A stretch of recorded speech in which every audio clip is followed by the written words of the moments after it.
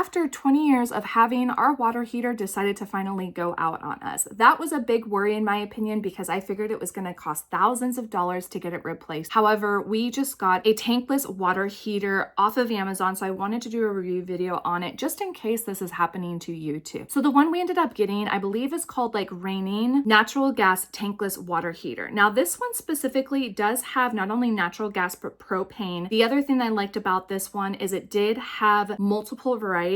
So there was like a 5.3 GPM, a 3.6 GPM, 4.3 GPM, which also included 80,000 BTUs, which I don't know anything about those numbers. My husband is the one that was explaining it all to me. Basically, it is based on how many showers you have, how much water flow you're using regularly, and what the pressure is going to be based on the size of your house. All of that information is on the product page, so you can look at like their chart to determine based on the size of the house, which one do I actually need. I will say setup was pretty straightforward. The problem for us was where ours was located. The water heater is in a room where there isn't a plug, and so we had to like move the cord all around to like the outside of the room. The other thing that we had to worry about was where the piping came down before was more based towards the center of this room, whereas now that this was a tankless water heater, that was being put up on a wall, and so we had to do a little bit of adjusting. This water heater is intended to be indoors and does also come with a few tools that you might need to go to another store to grab a couple other items. I would strongly recommend you looking at the directions and also checking out some videos of tutorials of other people doing it, so that way you can feel a little bit more confident when you are setting it up. Something else, I don't know if this is in the tutorials, but something that my husband said that I thought was really interesting was when you are working with a gas line and you are installing it with something like this, a water heater, in order to make sure that it is not exerting any additional gas into the air, you take a spray bottle with a little bit of soap and you spray it on that area. So then when you turn on the gas line, it'll start to bubble. And if it does that, then that means that it is exerting gas. Then you'll need to fix that. But that is one of the ways that you can test it just to make sure if it's doing no bubbles, then you are good to go. I can't speak on behalf of the propane version since this one was a natural gas option. Now that we've been using this water heater for a while now, here are some of the things that I have noticed in comparison to the other one. Number one is I can literally use hot water all day long and I never run out. That was something that was so frustrating. We are a large family. Just having a couple showers first thing in the morning would have put a stop to doing showers or anything else for like washing dishes or washing clothes because the water would run out. This tankless water heater is really nice because so long as there's enough pressure that brings it through the water heater, it will warm up. That is one of the downsides that I did notice though, is if you do turn on the sink, it might feel cold to start, but that's because the water heater needs to kick on in order for the water to start going through, and then it will start to warm up. It's the pro and con. You don't have to worry anymore about having a big tank full of water to keep it warm, but in the same breath, then you've got to wait anytime you're using the water for it to start warming up. It's a really quick transition though, so long as you have good water pressure. Next thing was sound. I will say this one does have a little bit more sound compared to our other water heater. This isn't bothersome to our family. It's just something that I did notice, and it was incredible to have the washer going all day long, dishwasher going, and then having showers in between and never running out of water. I will hands down deal with a tankless water heater over and over again just for that sake alone. So if you are someone who finds yourself using a lot of warm water, maybe you're also needing to replace a water heater and those big tanks cost thousands of dollars, I would strongly recommend taking a look at this. This was like a fifth of the cost.